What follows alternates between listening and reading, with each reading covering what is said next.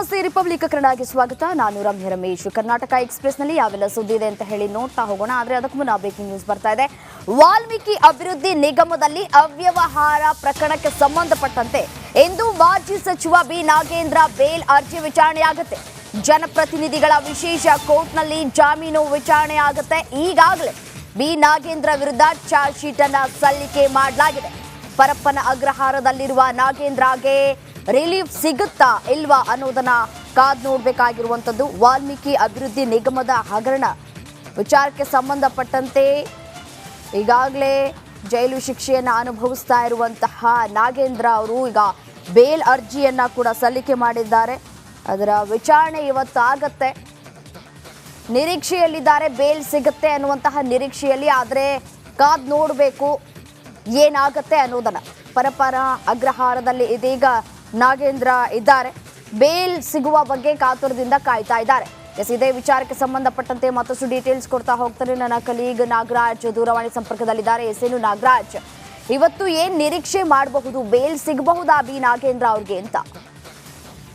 ರಮ್ಯಾ, ಏನು ವಾಲ್ಮೀಕಿ ಅಭಿವೃದ್ಧಿ ನಿಗಮದ ಅವ್ಯವಹಾರ ಪ್ರಕರಣಕ್ಕೆ ಸಂಬಂಧಿಸಿದಂತೆ ಜಾರಿ ನಿರ್ದೇಶನಾಲಯದಿಂದ ಬಂಧಿತರಾಗಿ ಜೈಲಿನಲ್ಲಿರತಕ್ಕಂಥ ಬಿ ನಾಗೇಂದ್ರ ಜಾಮೀನು ಅರ್ಜಿ ವಿಚಾರಣೆಯನ್ನ ಇವತ್ತು ಜನಪ್ರತಿನಿಧಿಗಳ ವಿಶೇಷ ನ್ಯಾಯಾಲಯದಲ್ಲಿ ನಡೆಯುವಂಥದ್ದು. ಈ ವೇಳೆಯಲ್ಲಿ ಈಗಾಗಲೇ ಏನು 3 ಬಾರಿ ನಾಗೇಂದ್ರ ಪರ ವಕೀಲರು ಅರ್ಜಿಯನ್ನ ಮುಂದೂಡುತ್ತಾ ಬಂದಿರತಕ್ಕಂಥದ್ದು, ಸಮಯಾವಕಾಶವನ್ನ ಕೇಳ್ತಾ ಇರ್ತಕ್ಕಂಥದ್ದು ವಾದ ಮಾಡ್ಲಿಕ್ಕೆ. ಯಾಕಂತಂದ್ರೆ ಈ ಪ್ರಕರಣದಲ್ಲಿ ಇದುವರೆಗೂ ಚಾರ್ಜ್ ಶೀಟ್ ಸಲ್ಲಿಕೆ ಆಗಿರಲಿಲ್ಲ. ಆದ್ರೆ ಕಳೆದ ಬಾರಿ ಆರ್ಗ್ಯುಮೆಂಟ್ಗೂ ಮುನ್ನ ಇಡಿ ಅಧಿಕಾರಿಗಳಿಂದ ನ್ಯಾಯಾಲಯಕ್ಕೆ ಚಾರ್ಜ್ ಶೀಟ್ ಸಲ್ಲಿಕೆ ಆಗಿರ್ತಕ್ಕಂಥದ್ದು. ಹೀಗಾಗಿ ಇವತ್ತು ನಾಗೇಂದ್ರ ಪರ ವಕೀಲರಿಂದ ವಾದ ಮಂಡನೆ ಆಗುವಂತ ಸಾಧ್ಯತೆ ಇರ್ತಕ್ಕಂಥದ್ದು. ಬಿ ನಾಗೇಂದ್ರ ಪರ ಹಿರಿಯ ವಕೀಲ ಶ್ಯಾಮ್ ಸುಂದರ್ ವಾದವನ್ನ ಮಂಡಿಸಲಿರುವಂಥದ್ದು. ಜೊತೆಗೆ ಇದೇ ವೇಳೆಯಲ್ಲಿ SPP ಪ್ರಸನ್ನಕುಮಾರ್ ಅವರಿಂದ ಆಕ್ಷೇಪಣೆ ಕೂಡ ಸಲ್ಲಿಕೆ ಆಗೋ ಸಾಧ್ಯತೆ ಇದೆ ಅಂತ ಹೇಳ್ತಾ ಇರ್ತಕ್ಕಂಥದ್ದು. ಹೀಗಾಗಿ ಇವತ್ತು ಆರ್ಗ್ಯುಮೆಂಟ್ ಮುಕ್ತಾಯ ಆದ್ರೆ ಬಹುತೇಕ ಪ್ರಕರಣದ ಜಾಮೀನು ಆದೇಶವನ್ನ ಕಾಯ್ದಿರಿಸುವ ಸಾಧ್ಯತೆ ಇರ್ತಕ್ಕಂಥದ್ದು. ರಮ್ಯಾ, ರೈಟ್. ನಾಗರಾಜ್, ಹಾಗೆ ಸಂಪರ್ಕದಲ್ಲಿರಿ, ಮತ್ತಷ್ಟು ಅಪ್ಡೇಟ್ಸ್ ಬರ್ತಾ ಇದೆ, ನೋಡ್ತಾ ಹೋಗೋಣ. ಇವತ್ತು ಪವಿತ್ರ ಗೌಡ ಜಾಮೀನು ಅರ್ಜಿ ವಿಚಾರಣೆ ಆಗುತ್ತೆ. SPP ಇಂದ ಜಾಮೀನಿಗೆ ಆಕ್ಷೇಪಣೆ ಸಲ್ಲಿಕೆ ಮಾಡುವಂತಹ ಸಾಧ್ಯತೆ ಇದೆ. ಆಕ್ಷೇಪಣೆ ಬಳಿಕ ಪವಿತ್ರ ಪರ ವಕೀಲರಿಂದ ವಾದವನ್ನ ಮಂಡಿಸಲಾಗುತ್ತೆ. ಪವಿತ್ರ ಪರ ಹಿರಿಯ ವಕೀಲ ಟಾಮಿ ಸೆಬಾಸ್ಟಿಯನ್ ವಾದವನ್ನ ಮಂಡಿಸಲಿದ್ದಾರೆ. CCH 57ನೇ ನ್ಯಾಯಾಲಯದಲ್ಲಿ ಅರ್ಜಿ ವಿಚಾರಣೆಯಾಗುತ್ತೆ. ಪವಿತ್ರ ಗೌಡ ಈಗಾಗಲೇ 2 ಬಾರಿ ಜಾಮೀನು ಅರ್ಜಿಯನ್ನ ಸಲ್ಲಿಕೆ ಮಾಡಿದ್ದಾರೆ. ಚಾರ್ಜ್ ಶೀಟ್ ಸಲ್ಲಿಕೆ ಮಾಡೋದಕ್ಕೂ ಮುಂಚೆಯೇ ಒಮ್ಮೆ ಜಾಮೀನು ಅರ್ಜಿ ಸಲ್ಲಿಕೆ ಮಾಡಿದ್ರು, ಆದರೆ ಅದಕ್ಕೆ ನಿರಾಕರಣೆಯನ್ನ ತೋರಿತು ನ್ಯಾಯಾಲಯ. ಮತ್ತಷ್ಟು ಡೀಟೇಲ್ಸ್ನೊಂದಿಗೆ ನಾಗರಾಜ್ ಫೋನು ಸಂಪರ್ಕದಲ್ಲಿದ್ದಾರೆ. ಎಸ್ಎನು ನಾಗರಾಜ್, ಈಗ ಪವಿತ್ರ ಅರ್ಜಿ ಏನಾಗಬಹುದು? ಈ ಒಂದು ಪ್ರಕರಣಕ್ಕೆ ನಿರೀಕ್ಷೆಯನ್ನ ಇಟ್ಕೊಳ್ಬಹುದಾ ಅಂತ? ಜಾಮೀನು ಅರ್ಜಿ ವಿಚಾರಣೆ ಆಗುತ್ತೆ ಒಂದ್ ಕಡೆ, ಬೇಲ್ ಸಿಗುವಂತಹ ಸಾಧ್ಯತೆಗಳು ತೀರಾ ಕಡಿಮೆ ಅಲ್ವಾ ಅಂತ? ಖಂಡಿತ ರಮ್ಯಾ, ಏನು ರೇಣುಕಾಸ್ವಾಮಿ ಕೊಲೆ ಪ್ರಕರಣದಲ್ಲಿ ಈಗಾಗಲೇ ಚಾರ್ಜ್ ಶೀಟ್ಗೂ ಮೊದಲು ಒಂದು ಜಾಮೀನು ಅರ್ಜಿಯನ್ನ ಪವಿತ್ರ ಗೌಡ ಸಲ್ಲಿಕೆ ಮಾಡಿದ್ರು. ಅದನ್ನ ಇದೇ 57ನೇ CCH ನ್ಯಾಯಾಲಯ ವಜಾಗೊಳಿಸಿತ್ತು. ಅದಾದ ಬಳಿಕ ಅವರು ಹೈಕೋರ್ಟ್ ಮೊರೆ ಹೋಗಿದ್ರು. ಆದ್ರೆ ಆ ವೇಳೆಯಲ್ಲಿ ಹೈಕೋರ್ಟ್ ನಲ್ಲಿ ವಿಚಾರಣೆಗೆ ಬರೋ ಮುನ್ನ ಚಾರ್ಜ್ ಶೀಟ್ ಸಲ್ಲಿಕೆ ಆಗಿದ್ರಿಂದ ಹೈಕೋರ್ಟ್ ನಲ್ಲಿ ಸಲ್ಲಿಸಿದಂತ ಜಾಮೀನು ಅರ್ಜಿಯನ್ನ ವಿತ್ಡ್ರಾ ಮಾಡಿಕೊಂಡು ಈಗ 57ನೇ CCH ನ್ಯಾಯಾಲಯದಲ್ಲಿ ಪುನಃ ಚಾರ್ಜ್ ಶೀಟ್ ಮೇಲೆ ಒಂದು ಜಾಮೀನು ಅರ್ಜಿಯನ್ನ ಸಲ್ಲಿಕೆ ಮಾಡಿರ್ತಕ್ಕಂಥದ್ದು. ಇವತ್ತು ಈ ಒಂದು ಜಾಮೀನು ಅರ್ಜಿಗೆ SPP ಪ್ರಸನ್ನಕುಮಾರ್ ಅವರಿಂದ ಆಕ್ಷೇಪಣೆ ಸಲ್ಲಿಕೆ ಆಗುವ ಸಾಧ್ಯತೆ ಇರತಕ್ಕಂಥದ್ದು. ಜೊತೆಗೆ ಜಾಮೀನು ಕೊಡಬೇಕು ಅಂತೇಳಿ ಕೆಲವೊಂದು ಗ್ರೌಂಡ್ಸ್ ಅನ್ನ ಇಟ್ಕೊಂಡು ಅವರ ಪರ ಹಿರಿಯ ವಕೀಲ ಟಾಮಿ ಸೆಬಾಸ್ಟಿಯನ್ ವಾದ ಮಂಡಿಸುವಂಥದ್ದು. ಆದ್ರೆ ಇಲ್ಲಿ ಏನು ಟಾಮಿ ಸೆಬಾಸ್ಟಿಯನ್ ಅವರು ವಾದ ಮಂಡಿಸಲಿಕ್ಕೆ ಸಿದ್ಧತೆಯನ್ನ ಮಾಡ್ಕೊಂಡಿದ್ದಾರೆ. ಆಕೆ ಮಹಿಳೆ, ಮತ್ತೆ ಆಕೆಗೆ ಮಗಳಿದ್ದಾಳೆ, ಮತ್ತೆ ಹಿರಿಯ ಆಕೆಯ ತಾಯಿಯನ್ನು ಆಕೆ ನೋಡ್ಕೊಳ್ಬೇಕು. ಈ ಒಂದು ಗ್ರೌಂಡ್ಸ್ ಅನ್ನ ಇಟ್ಕೊಂಡು ವಾದ ಮಾಡ್ಲಿಕ್ಕೆ ಸಿದ್ಧತೆಯನ್ನು ಮಾಡ್ಕೊಂಡಿರ್ತಕ್ಕಂಥದ್ದು. ಆದ್ರೆ ಇಲ್ಲಿ ಪ್ರಮುಖವಾಗಿ ಚಾರ್ಜ್ ಶೀಟ್ ನಲ್ಲಿ ಸಾಕಷ್ಟು ವಿಚಾರಗಳನ್ನ ಉಲ್ಲೇಖ ಮಾಡಲಾಗಿದೆ. ಪವಿತ್ರ ಗೌಡ ಈ ಒಂದು ಕೊಲೆಯಲ್ಲಿ ಯಾವ ರೀತಿಯ ಪಾತ್ರವನ್ನ ವಹಿಸಿದ್ಲು, ಮತ್ತೆ ಯಾವ ರೀತಿ ಉಳಿದ ಆರೋಪಿಗಳನ್ನ ಈ ಒಂದು ಕೊಲೆಗೆ ಪ್ರಚೋದನೆಯನ್ನ ಕೊಟ್ಟಿದ್ಲು ಅಂತೇಳಿ ಸಾಕಷ್ಟು ಎವಿಡೆನ್ಸ್ ಸಮೇತ ಚಾರ್ಜ್ ಶೀಟ್ ನಲ್ಲಿ ಉಲ್ಲೇಖ ಮಾಡಿರೋದ್ರಿಂದ ಇಲ್ಲಿ ಈಕೆಗೆ ಜಾಮೀನು ಸಿಗುತ್ತಾ ಅನ್ನೋದು ಇನ್ನು ಪ್ರಶ್ನೆಯಾಗಿ ಇರ್ತಕ್ಕಂಥದ್ದು. ಇವತ್ತು ಅವರ ಪರ ವಕೀಲ ಟಾಮಿ ಸೆಬಾಸ್ಟಿಯನ್ ವಾದ ಮಾಡ್ಲಿಕ್ಕೆ ಇರ್ತಕ್ಕಂಥದ್ದು. ರಮ್ಯಾ, ರೈಟ್. ನಾಗರಾಜ್, ಧನ್ಯವಾದ ತಮ್ಮೆಲ್ಲ ಮಾಹಿತಿಗೆ.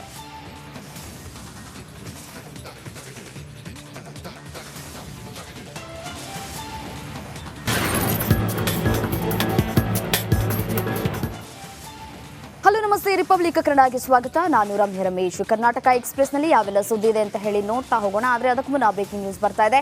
ವಾಲ್ಮೀಕಿ ಅಭಿವೃದ್ಧಿ ನಿಗಮದಲ್ಲಿ ಅವ್ಯವಹಾರ ಪ್ರಕರಣಕ್ಕೆ ಸಂಬಂಧಪಟ್ಟಂತೆ ಇಂದು ಮಾಜಿ ಸಚಿವ ಬಿ ನಾಗೇಂದ್ರ ಬೇಲ್ ಅರ್ಜಿ ವಿಚಾರಣೆ ಆಗುತ್ತೆ.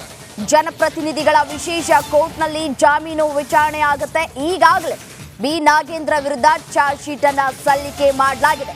ಪರಪ್ಪನ ಅಗ್ರಹಾರದಲ್ಲಿರುವ ನಾಗೇಂದ್ರಗೆ ರಿಲೀಫ್ ಸಿಗುತ್ತಾ ಇಲ್ವಾ ಅನ್ನೋದನ್ನ ಕಾದ್ ನೋಡಬೇಕಾಗಿರುವಂತದ್ದು. ವಾಲ್ಮೀಕಿ ಅಭಿವೃದ್ಧಿ ನಿಗಮದ ಹಗರಣ ವಿಚಾರಕ್ಕೆ ಸಂಬಂಧಪಟ್ಟಂತೆ ಈಗಾಗಲೇ ಜೈಲು ಶಿಕ್ಷೆಯನ್ನು ಅನುಭವಿಸ್ತಾ ಇರುವಂತಹ ನಾಗೇಂದ್ರ ಅವರು ಈಗ ಬೇಲ್ ಅರ್ಜಿಯನ್ನ ಕೂಡ ಸಲ್ಲಿಕೆ ಮಾಡಿದ್ದಾರೆ.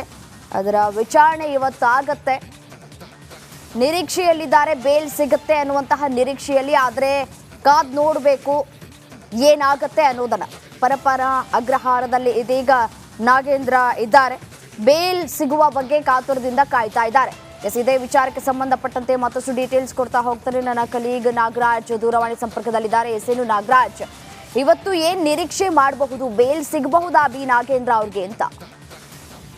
ರಮ್ಯಾ, ಏನು ವಾಲ್ಮೀಕಿ ಅಭಿವೃದ್ಧಿ ನಿಗಮದ ಅವ್ಯವಹಾರ ಪ್ರಕರಣಕ್ಕೆ ಸಂಬಂಧಿಸಿದಂತೆ ಜಾರಿ ನಿರ್ದೇಶನಾಲಯದಿಂದ ಬಂಧಿತರಾಗಿ ಜೈಲಿನಲ್ಲಿರತಕ್ಕಂಥ ಬಿ ನಾಗೇಂದ್ರ ಜಾಮೀನು ಅರ್ಜಿ ವಿಚಾರಣೆಯನ್ನ ಇವತ್ತು ಜನಪ್ರತಿನಿಧಿಗಳ ವಿಶೇಷ ನ್ಯಾಯಾಲಯದಲ್ಲಿ ನಡೆಯುವಂಥದ್ದು. ಈ ವೇಳೆಯಲ್ಲಿ ಈಗಾಗಲೇ ಏನು 3 ಬಾರಿ ನಾಗೇಂದ್ರ ಪರ ವಕೀಲರು ಅರ್ಜಿಯನ್ನ ಮುಂದೂಡುತ್ತಾ ಬಂದಿರ್ತಕ್ಕಂಥದ್ದು, ಸಮಯಾವಕಾಶವನ್ನ ಕೇಳ್ತಾ ಇರ್ತಕ್ಕಂಥದ್ದು ವಾದ ಮಾಡ್ಲಿಕ್ಕೆ. ಯಾಕಂತಂದ್ರೆ ಈ ಪ್ರಕರಣದಲ್ಲಿ ಇದುವರೆಗೂ ಚಾರ್ಜ್ ಶೀಟ್ ಸಲ್ಲಿಕೆ ಆಗಿರ್ಲಿಲ್ಲ. ಆದ್ರೆ ಕಳೆದ ಬಾರಿ ಆರ್ಗ್ಯುಮೆಂಟ್ಗೂ ಮುನ್ನ ಇಡಿ ಅಧಿಕಾರಿಗಳಿಂದ ನ್ಯಾಯಾಲಯಕ್ಕೆ ಚಾರ್ಜ್ ಶೀಟ್ ಸಲ್ಲಿಕೆ ಆಗಿರ್ತಕ್ಕಂಥದ್ದು. ಹೀಗಾಗಿ ಇವತ್ತು ನಾಗೇಂದ್ರ ಪರ ವಕೀಲರಿಂದ ವಾದ ಮಂಡನೆ ಆಗುವಂತ ಸಾಧ್ಯತೆ ಇರ್ತಕ್ಕಂಥದ್ದು. ಬಿ ನಾಗೇಂದ್ರ ಪರ ಹಿರಿಯ ವಕೀಲ ಶ್ಯಾಮ್ ಸುಂದರ್ ವಾದವನ್ನ ಮಂಡಿಸಲಿರುವಂಥದ್ದು. ಜೊತೆಗೆ ಇದೇ ವೇಳೆಯಲ್ಲಿ SPP ಪ್ರಸನ್ನಕುಮಾರ್ ಅವರಿಂದ ಆಕ್ಷೇಪಣೆ ಕೂಡ ಸಲ್ಲಿಕೆ ಆಗೋ ಸಾಧ್ಯತೆ ಇದೆ ಅಂತ ಹೇಳ್ತಾ ಇರ್ತಕ್ಕಂಥದ್ದು. ಹೀಗಾಗಿ ಇವತ್ತು ಆರ್ಗ್ಯುಮೆಂಟ್ ಮುಕ್ತಾಯ ಆದ್ರೆ ಬಹುತೇಕ ಪ್ರಕರಣದ ಜಾಮೀನು ಆದೇಶವನ್ನ ಕಾಯ್ದಿರಿಸುವ ಸಾಧ್ಯತೆ ಇರ್ತಕ್ಕಂಥದ್ದು. ರಮ್ಯಾ, ರೈಟ್.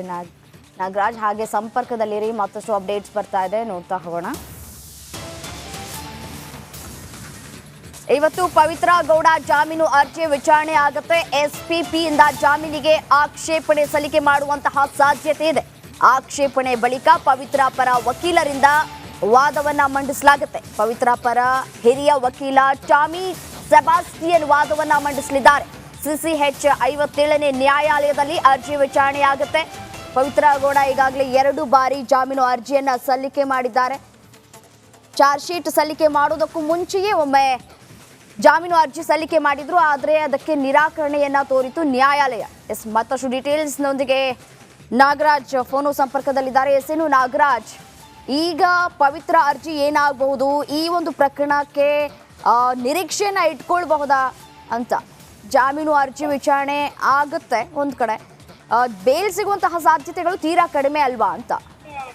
ಖಂಡಿತ ರಮ್ಯಾ, ಏನು ರೇಣುಕಾಸ್ವಾಮಿ ಕೊಲೆ ಪ್ರಕರಣದಲ್ಲಿ ಈಗಾಗಲೇ ಚಾರ್ಜ್ ಶೀಟ್ಗೂ ಮೊದಲು ಒಂದು ಜಾಮೀನು ಅರ್ಜಿಯನ್ನ ಪವಿತ್ರ ಗೌಡ ಸಲ್ಲಿಕೆ ಮಾಡಿದ್ರು. ಅದನ್ನ ಇದೇ 57ನೇ CCH ನ್ಯಾಯಾಲಯ ವಜಾಗೊಳಿಸಿತ್ತು. ಅದಾದ ಬಳಿಕ ಅವರು ಹೈಕೋರ್ಟ್ ಮೊರೆ ಹೋಗಿದ್ರು. ಆದ್ರೆ ಆ ವೇಳೆಯಲ್ಲಿ ಹೈಕೋರ್ಟ್ ನಲ್ಲಿ ವಿಚಾರಣೆಗೆ ಬರೋ ಮುನ್ನ ಚಾರ್ಜ್ ಶೀಟ್ ಸಲ್ಲಿಕೆ ಆಗಿದ್ರಿಂದ ಹೈಕೋರ್ಟ್ ನಲ್ಲಿ ಸಲ್ಲಿಸಿದಂತ ಜಾಮೀನು ಅರ್ಜಿಯನ್ನ ವಿತ್ಡ್ರಾ ಮಾಡಿಕೊಂಡು ಈಗ 57ನೇ CCH ನ್ಯಾಯಾಲಯದಲ್ಲಿ ಪುನಃ ಚಾರ್ಜ್ ಶೀಟ್ ಮೇಲೆ ಒಂದು ಜಾಮೀನು ಅರ್ಜಿಯನ್ನ ಸಲ್ಲಿಕೆ ಮಾಡಿರ್ತಕ್ಕಂಥದ್ದು. ಇವತ್ತು ಈ ಒಂದು ಜಾಮೀನು ಅರ್ಜಿಗೆ SPP ಪ್ರಸನ್ನಕುಮಾರ್ ಅವರಿಂದ ಆಕ್ಷೇಪಣೆ ಸಲ್ಲಿಕೆ ಆಗುವ ಸಾಧ್ಯತೆ ಇರತಕ್ಕಂಥದ್ದು. ಜೊತೆಗೆ ಜಾಮೀನು ಕೊಡಬೇಕು ಅಂತೇಳಿ ಕೆಲವೊಂದು ಗ್ರೌಂಡ್ಸ್ ಅನ್ನ ಇಟ್ಕೊಂಡು ಅವರ ಪರ ಹಿರಿಯ ವಕೀಲ ಟಾಮಿ ಸೆಬಾಸ್ಟಿಯನ್ ವಾದ ಮಂಡಿಸುವಂಥದ್ದು. ಆದ್ರೆ ಇಲ್ಲಿ ಏನು ಟಾಮಿ ಸೆಬಾಸ್ಟಿಯನ್ ಅವರು ವಾದ ಮಂಡಿಸ್ಲಿಕ್ಕೆ ಸಿದ್ಧತೆಯನ್ನ ಮಾಡ್ಕೊಂಡಿದ್ದಾರೆ. ಆಕೆ ಮಹಿಳೆ, ಮತ್ತೆ ಆಕೆಗೆ ಮಗಳಿದ್ದಾಳೆ, ಮತ್ತೆ ಹಿರಿಯ ಆಕೆಯ ತಾಯಿಯನ್ನು ಆಕೆ ನೋಡ್ಕೊಳ್ಬೇಕು.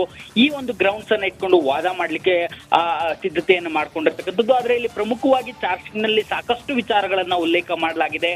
ಪವಿತ್ರ ಗೌಡ ಈ ಒಂದು ಕೊಲೆಯಲ್ಲಿ ಯಾವ ರೀತಿಯ ಪಾತ್ರವನ್ನ ವಹಿಸಿದ್ಲು, ಮತ್ತೆ ಯಾವ ರೀತಿ ಉಳಿದ ಆರೋಪಿಗಳನ್ನ ಈ ಒಂದು ಕೊಲೆಗೆ ಪ್ರಚೋದನೆಯನ್ನ ಕೊಟ್ಟಿದ್ಲು ಅಂತೇಳಿ ಸಾಕಷ್ಟು ಎವಿಡೆನ್ಸ್ ಸಮೇತ ಚಾರ್ಜ್ ಶೀಟ್ ನಲ್ಲಿ ಉಲ್ಲೇಖ ಮಾಡಿರೋದ್ರಿಂದ ಇಲ್ಲಿ ಈಕೆಗೆ ಜಾಮೀನು ಸಿಗುತ್ತಾ ಅನ್ನೋದು ಇನ್ನು ಪ್ರಶ್ನೆಯಾಗಿ ಇರ್ತಕ್ಕಂಥದ್ದು. ಇವತ್ತು ಅವರ ಪರ ವಕೀಲ ಟಾಮಿ ಸೆಬಾಸ್ಟಿಯನ್ ವಾದ ಮಾಡ್ಲಿಕ್ಕೆ ಇರ್ತಕ್ಕಂಥದ್ದು. ರಮ್ಯಾ, ರೈಟ್. ನಾಗರಾಜ್, ಧನ್ಯವಾದ ತಮ್ಮೆಲ್ಲ ಮಾಹಿತಿಗೆ.